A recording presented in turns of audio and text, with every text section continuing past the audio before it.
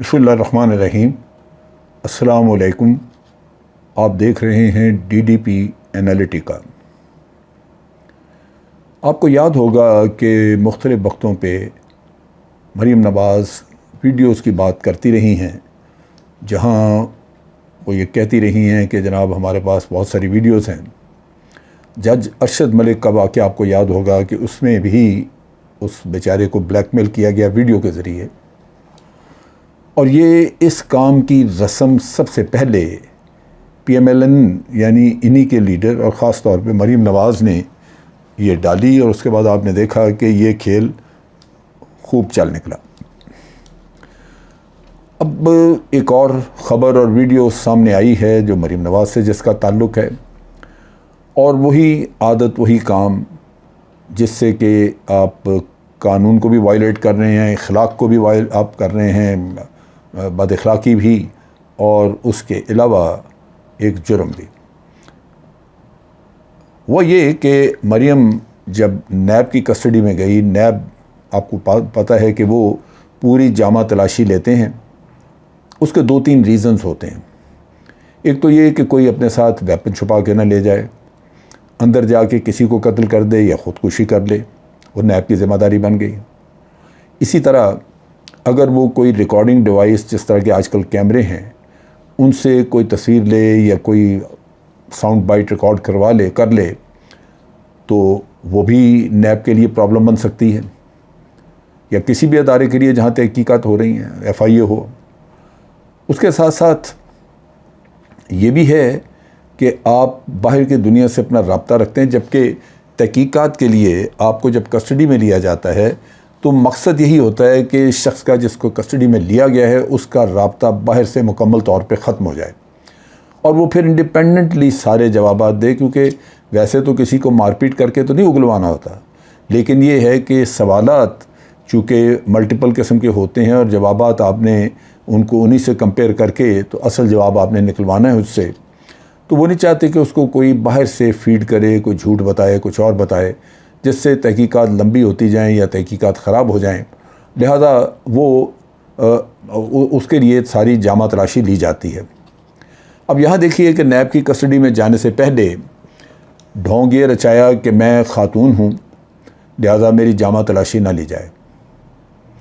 अब जामा तलाशी लेने के लिए हालांकि ख़ातून पुलिस भी मौजूद है, और भी वहाँ पे लेडीज़ वगैरह काम करती हैं, तो वो चेक किया जा सकता था। लेकिन जैसे है कि आप जाके अदालतों से बड़ी आसानी से, PMLN को तो बहुत ही तावन मिलता रहा है, आप जाके वहाँ से इजाज़त ले लें और वो आपको इस्तस्ना करार इस पे दे दें कि आपकी जामा तलाशी नहीं होगी। अब उसकी आड़ में आप कोई चीज़ ले जाएं अंदर, आप देख लीजिए कि उसके नताइज क्या हो सकते हैं। यहाँ पे दोनों चीज़ें मौजूद थीं कि एक तो ये कि ख़ुद जामा तलाशी नहीं है तो आप अंदर जो जी चाहे ले जाएं, उसके साथ साथ ये भी है कि पैसा चलता है, और ये पुलिस में जो लोग, पुलिस की ख़वातीन वग़ैरह, उनको किसी को पैसे दिए और वो आपको अंदर आके कोई चीज़ पकड़ा जाए। दोनों चीज़ें मुमकिन है क्योंकि ये ऑपरेट इसी तरह करते रहें। अब चीज़ ये है कि ये जो तहकीकात का अमल था, कुछ अर्सा ये कस्टडी में रहीं, उसके बाद इनको ज़मानत मिल गई, छूट गई, बाहर चले गई।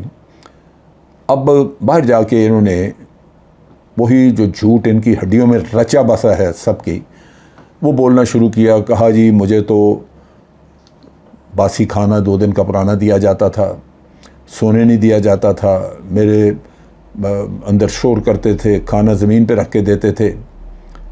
गर्ज़े के खूब इल्ज़ाम लगाए और ज़ाहिर ये किया कि आपके ऊपर बहुत ज़्यादा जुल्म होता रहा वहाँ पे, और ये तहकीकात नहीं थी बल्कि एक पलंदा था ह्यूमन राइट्स वायलेशंस का, ख़वातीन के हकूक़ का। इस चीज़ की वजह से लाज़मन लोग जो थे वो डिफेंसिव पे चले गए। नैब भी अपनी सफाइयाँ पेश कर रहे हैं, नैब वाले और भी, और जो PMLN उनको मौका मिल गया गवर्नमेंट के अदारों के ऊपर लान तान करने का। ये और इस तरह के और भी वाक़यात आपको याद होगा कि जब कराची में रेड हुआ था, वो कैप्टन सफदर को पकड़ने के लिए होटल पे रेड हुआ, तो उस दिन से लेके आज दिन तक चादर चार दीवारी का रोना रोया जाता है, हालांकि सफदर दूसरे कमरे में था, उसकी भी वीडियोस मौजूद हैं। तो झूठ बड़ा ज़बरदस्त तरीके से बोला जाता है और ऐसा रवानी से, इतने कॉन्फिडेंस के साथ कि वो आपके लोग जो हैं, आपके सपोर्टर्स, वो फ़ौरन उस रॉ में बह निकलते हैं। अब ये जो वीडियो आई है, इसमें जो ये बड़ा ARY ने गालिबन इसके कंटेंट्स वगैरह जो हैं वो पब्लिश किए हैं, जबकि नैब की कस्टडी में ये जो कुछ हुआ और उसकी जिसकी वीडियो है, ये खुदा जाने किसके पास है, वो कब रिलीज़ करेंगे, लेकिन उसके कंटेंट्स जो हैं वो ARY के ज़रिए पता चले। उसमें एक सेल फ़ोन का किस्सा कि वो खुफिया तरीके से अंदर चला गया, वो अपने कपड़ों में छुपा के लेके गई या बाद में डिलीवर किया, क्योंकि एक पंजाब पुलिस की खातून ऑफिसर, वो गालिबन इनके पे रोल पे थी, वो आती जाती थी, उसको इजाज़त थी, वो मिल लेती थी क्योंकि पुलिस ऑफिसर थी, और वो भी ये काम करती रही, इनकी सहूलतकारी करती रही।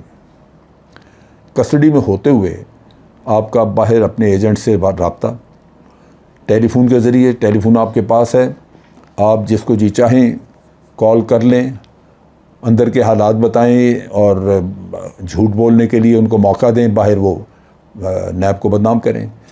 दूसरी तरफ ये है कि आपसे 4 सवाल पूछे, आपको सही जवाब नहीं, उनके पता कुछ नहीं, तो आप बाहर वकील को या किसी और को रब्ता करके तो उनको कहते हैं कि भाई इसके लिए मुझे कोई झूठा दफा बताओ ताकि मैं कहानी सुना सकूं। तो तहकीकात जो हैं वो इंतहाई मुश्किल हो जाती हैं जब आपके राब्ते बाहर हों और इस तरह के मसाइल आपको हों कि एक पॉलिटिकल लीडरशिप का भी वो दावा करती हैं कि मैं वाइस प्रेसिडेंट हूँ मुस्लिम लीग नून की, और उस लिहाज से एक पॉलिटिकल स्ट्रेचर मौजूद है, दूसरी तरफ खातून है। इन सारी चीज़ों का भरपूर तरीके से नाजायज़ फ़ायदा उठाया जाए। अब इसमें ये जो वीडियो है, उसमें देखा जा सकता है कि ये एक छुपा के या जिस तरह भी खुफिया तरीके से टेलीफोन अंदर ले आई हैं नैब के ऑफिस में और नैब की कस्टडी में, और इनको कमरा रहने के लिए एक दे दिया गया है, वहाँ मौजूद हैं। उस वीडियो से नज़र आता है कि ये एक बड़े कमरे में मौजूद हैं, बड़े कमरे में रखा गया है जहाँ इनके लिए एक बेड बिस्तर मौजूद है, और ये बड़े अच्छे साफ़ सुथरे वाइट कपड़े पहन के दुपट्टा वगैरह ओढ़ के वहाँ बैठी हैं, जिससे कतन कोई ऐसा अंदाज़ा नहीं होता कि वहाँ कोई जुल्म व बर्बरियत का दौर दौरा था।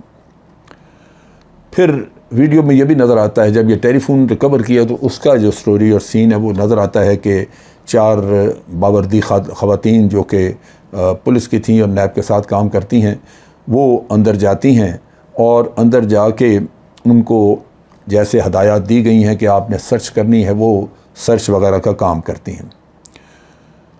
तलाशी वो पूरी लेते हैं कमरे की, और उनको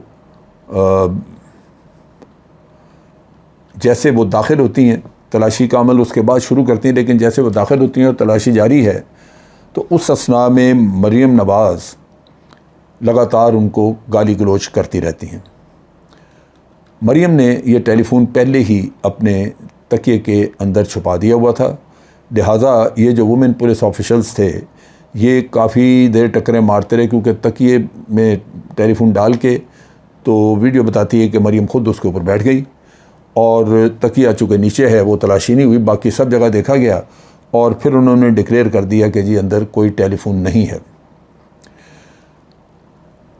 अब ये जो पुलिस ऑफिसर्स थीं ख़वातीन लगातार गालियाँ खाती रहीं, लेकिन इन्होंने कोई उसको जवाब नहीं दिया, ये अपने ही काम में लगी रहीं और तलाश करने की कोशिश करती रहीं। जब इन्होंने डिक्लेयर किया कि हमें नहीं मिला तो बाहर से मशीन के ज़रिए इनको मशीन ने मैसेज दिया, क्योंकि मशीन जो है वो इलेक्ट्रॉनिक गैजेटरीज़ को डिटेक्ट करती है, तो फिर उसके बाद उसकी अलार्म आना शुरू हो जाता है कि इस कमरे में कोई गैजेट मौजूद है। तो मशीन ने कहा कि नहीं, आपने तलाश किया नहीं मिला, लेकिन सेल फ़ोन अंदर ज़रूर मौजूद है, एक है सेल फ़ोन अंदर। चुनाचे दोबारा सर्च का काम शुरू किया गया और फिर बिल आखिर तकिए के अंदर से वो सेल फ़ोन बरामद किया गया। इसमें एक चीज़ तो वाज़ेह हो गई कि नैब की कस्टडी में होते हुए मरियम के पास टेलीफोन था, और दूसरी चीज़ वाज़ेह हो गई कि उनको तमाम वो फैसिलिटीज़ जिनका वो कहती रहीं कि मुझे ये नहीं था वो नहीं था, वो सब फैसिलिटीज़ मिली हुई थी, मौजूद थी, और बाकायदा उनको खाना वगैरह दिया जा रहा था जो फ़र्श पे डिलीवर नहीं होता था, बल्कि उनको प्रॉपर सर्व किया जाता था। इन्होंने बार बार मरियम कहती नहीं कि अंदर मर्द आ जाते थे और ये वो। वीडियो में एक भी कोई आदमी सर्च करता या अंदर खाना डिलीवर करने के लिए किसी भी शक्ल में कोई आदमी अंदर जाता नज़र नहीं आता। सब डीलिंग्स ख़वातीन की होती हैं। सो वाज़ेह है कि मरियम ने जो उसको जामा तलाशी से जो उसको उन्होंने माफ़ किया कि जी आपकी जामा तलाशी नहीं होगी और चेकिंग नहीं होगी, तो उसका फ़ायदा उठाते हुए इन्होंने सेल फ़ोन को अंदर ले गई।